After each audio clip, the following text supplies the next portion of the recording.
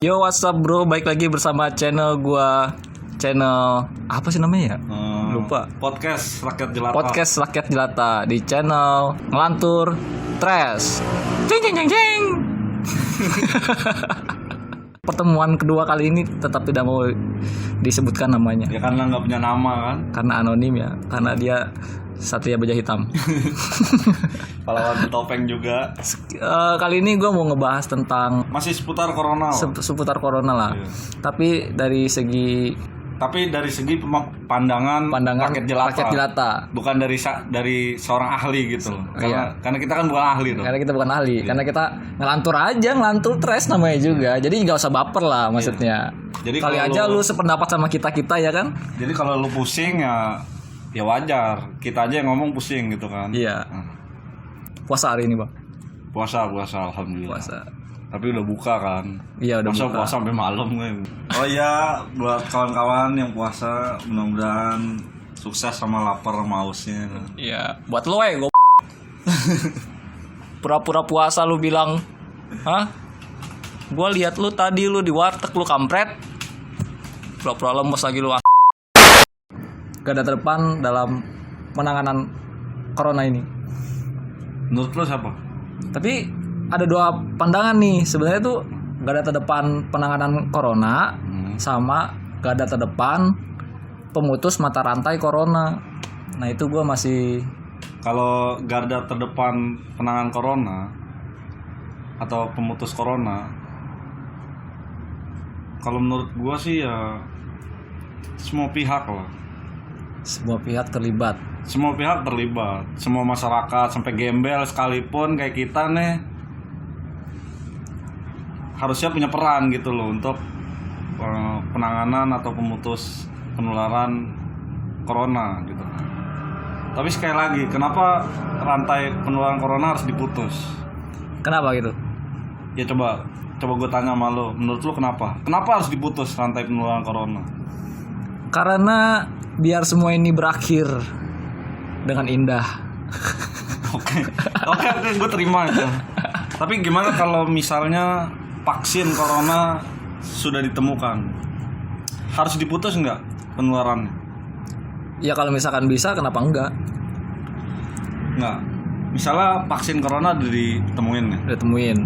Perlu nggak kita memutus? Perlu nggak kita menjalankan cara-cara pemutusan rantai Ya, penularan corona kayak PSBB atau lockdown atau karantina wilayah, jaga jarak gitu kan. Masih perlu nggak kalau vaksin udah ditemukan menurut lo gitu kan? Kayaknya perlu, tapi agak dikurangin kali ya. Ya kalau gue sih, gue juga belum bisa jawab kan. Mungkin yang dengar ada itu ngejebak gua namanya. Yang Mesti pertanyaan tapi nggak bisa. Mungkin yang dengar kita ada yang bisa jawab. Gue juga nggak tahu kan. Iya. Ya, benar kan antara dua nih dunia ini kan. Rantai corona putus, corona benar-benar hilang, atau coronanya nggak hilang tapi vaksinnya ditemukan. Jadi semua orang divaksin. Gue sih berharapnya ya vaksin tetap ada dan corona juga seiring berjalannya waktu bisa lambat laun. Kok bisa ditemukan corona? Oh, apa Kan tadi ngomong. Oh iya. Vaksin. Misalkan ya. Vaksin sudah ditemukan. Terus semoga aja lambat laun corona ini menghilang gitu kan. Tapi kalau entah ketahuan atau tidak gitu kan. Tapi kalau coronanya hilang, masih perlu nggak vaksin dicari? Ya gue iseng-iseng aja ini nanya gitu kan, gue putar-putar gitu pemikiran lu. Tapi lu ingat kan waktu lu kecil lu diimunisasi gitu kan? Iya. Gua enggak kayaknya deh. Oh lu nggak divaksin? Pantas lu kebal corona. Gua divaksin pakai jahe. Tapi terlepas dari semua itu kan tadi bercanda lah. Kalau ada yang nganggap serius ya nggak apa-apa. Pokoknya ngedengerin. Pokoknya kita sharing-sharing aja. Ya relax aja lah. Iya relax lah. Ini kan pendapat kita rakyat jelata. Iya. Jadi jangan baper lah. Jangan. Wah ini nggak bener, itu nggak bener ya. Karena ini pendapat kita. Toh seandainya disalahkan, betulkanlah di komen. Gitu ya kan. Kalau kita salah ya wajar. Hujatlah dengan kata-kata baik. Ya karena kita bukan ahli kayak gitu kan. Hujatlah dengan kata-kata baik ya kan. bagaimana caranya? tapi, Ya seperti tapi menurut gua Don, pemutus rantai penularan corona atau penanganan corona, walaupun sempat gua dengar itu garda terdepannya itu rumah sakit gitu. dokter. Iya, dokter, rumah sakit dan kawan-kawannya. Ya. Ya kita berterima kasih lah sama mereka ya kan. Ya. Mudah-mudahan mereka sehat selalu gitu kan. Amin.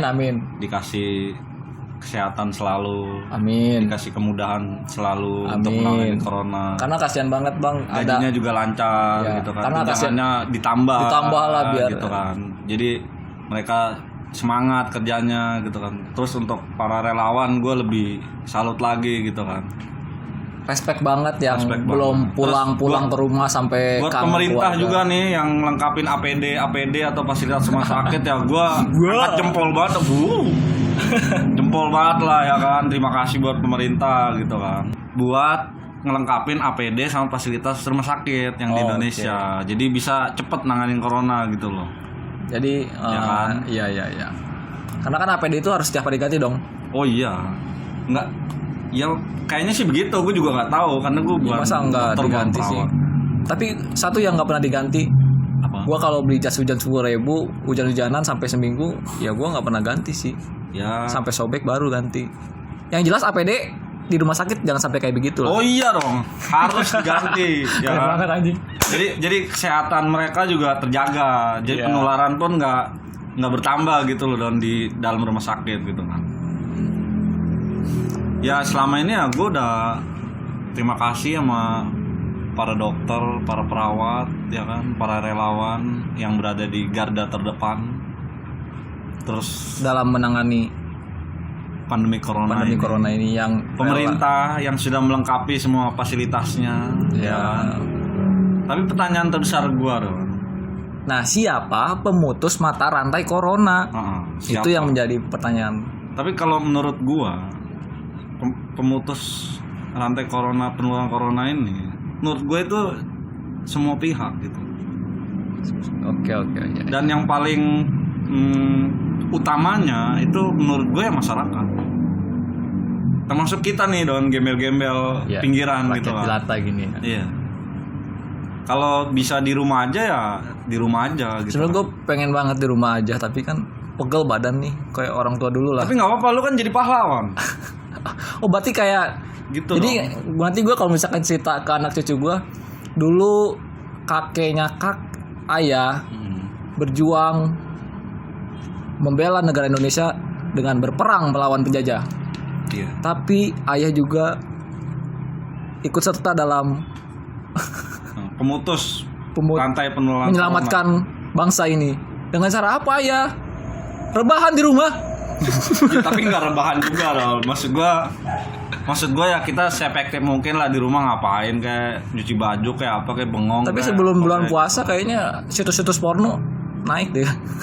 ya, tapi jangan nonton gitu juga kali. Cuman ya balik lagi ke materi kita Don. Kalau kita di rumah aja berarti membantu memutus penularan rantai corona. Kalau kita di rumah aja berarti kita menjaga keluarga kita, orang-orang sekitar kita, tetangga kita. Pertanyaan gue simple. Tapi gue juga nggak tahu nih harus bertanya sama siapa. Gue juga nggak tahu. Pokoknya gue ada pertanyaan istilahnya. Siapa yang jaga kita di rumah aja? Ngerti nggak lo maksudnya? Ngerti. Jadi selama kita di rumah aja, siapa yang jaga kita nih? Jaga kondisi kita tetap prima, ya kan? Imunitas Iya. kita tetap terjaga, Agar tidak stres. kadar stres bisa teratasi, ya kan? Iya. Bahan pokok terpenuhi. Itu siapa yang bisa jaga gitu? Ya kan? Siapa pahlawan kita nih? Buat kita di rumah aja gitu. Sedangkan kita di rumah aja menjadi pahlawan mereka yang bekerja. Oh iya. Menangani Iya. corona Oh gitu. iya, Maksud gue itu loh, gitu loh. benar. Stay at home. Kalian di rumah saja, biar kami yang bekerja. Ya. Itu bagi yang garda terdepan. Nah, untuk kita siapa yang jaga? Nah, siapa nih kita masyarakat yang kita juga kan punya APD gitu kan. APD, Punya dong. alat pelindung diri. Buat di rumah pun kita punya APD. Ya kan? APD sama kayak dokter-dokter Oh, yang dipakai. beda. Nggak mungkin dong kita di rumah pakai baju astronot, pakai masker gitu kan, nggak mungkin lah. Masa di rumah tidur pakai baju astronot, ya gerah lah.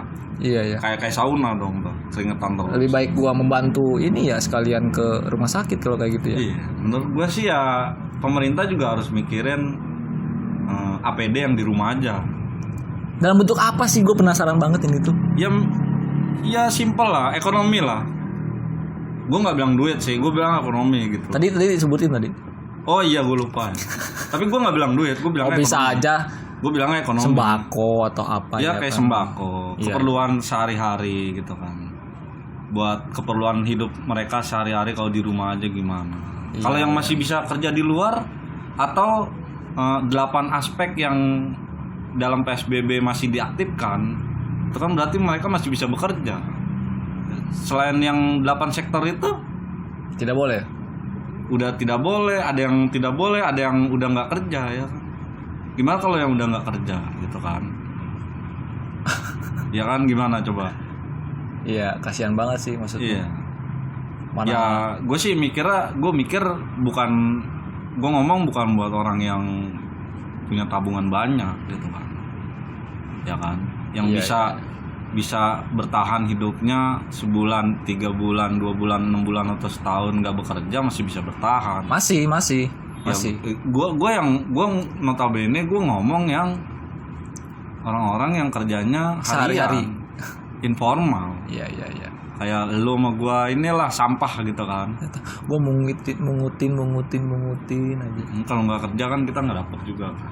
Iya. Tapi sekali lagi gue juga udah nggak ngarepin pemerintah sih. Kayaknya pemerintah juga mereka cuma sibuk sama data sih. Ya Ya kan? walaupun Ya data BRT diambil dari mana, yang ya walaupun didapat kita tahunya siapa aja. pemerintah udah semaksimal mungkin ya. Iya, tapi ya mereka kalau mereka mau sibuk sama data aja ya silahkan lah, ya kan. Sementara yang lapar makin hari makin nambah gitu kan, yang frustasi makin hari makin nambah, PHK paling makin hari makin bertambah, Kayaknya kalau misalkan yang lapar makin nambah, pengangguran makin hari makin bertambah. kalau pengangguran tetap pasti bertambah. Tapi kalau misalkan yang lapar tetap bertambah deh bang. Kayaknya kan sekarang bulan Ramadan, jadi kita nggak makan. Oh iya, itu mah gokil lo aja.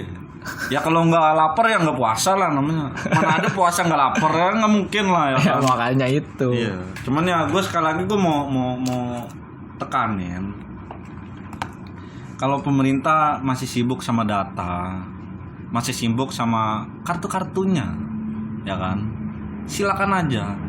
Cuman gue mau nganjurin cuman apa ya? Tolonglah yang mampu itu bantu yang nggak mampu. Kata simpelnya begitu Don. Ngerti nggak? Maksudnya untuk siapa gitu loh, dari kalangan siapa? Siapa aja yang emang lu mampu. Tapi memang udah bergerak sih rata-rata, yang gue tahu ya. Tapi kan gini Don, bergeraknya begini. Misalnya ada satu komunitas. Ya. Kayak temen gua punya namanya itu apa sih? Bukan geng motor, apa? Komunitas motor. Ganteng lah. Enggak, dia motornya jadi NMAX semua gitu loh. Oh iya. Mereka ngadain bansos, ya kan. Pasti.